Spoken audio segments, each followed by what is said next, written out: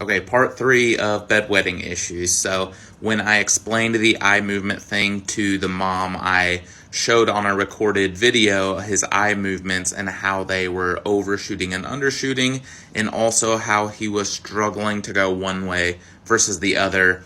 And I explained how that affects the micturition centers because they're in the same area of the brain, and that made sense to her.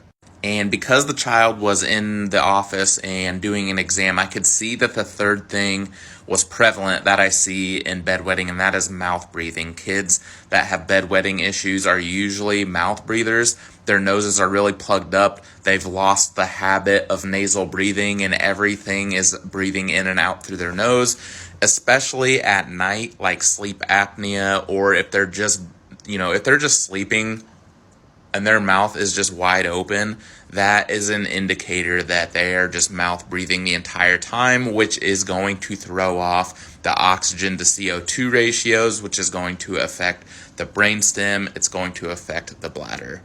And very lastly, the last thing I see in kids with bedwetting issues that I also saw in this child, he had the 4-for-4 combo, and it just made complete sense why he was having bedwetting issues. The fourth thing was a nerve system that's in distress.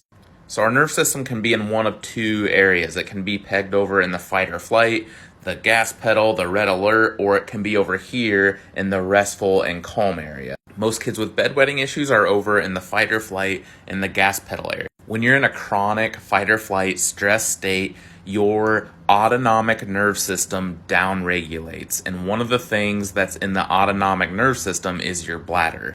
So what we have at our office is actually nerve system testing. We have testing that allows us to see if you are in a chronic fight or flight, gas pedal, red alert state, or if you're over here in the restful state. And I could already reasonably assume that this child was going to show signs of chronic stress in a fight or flight state, and that's what we saw. All right, I'll make part 4 of how we helped this child and their family overcome these 4 issues and improve his bedwetting.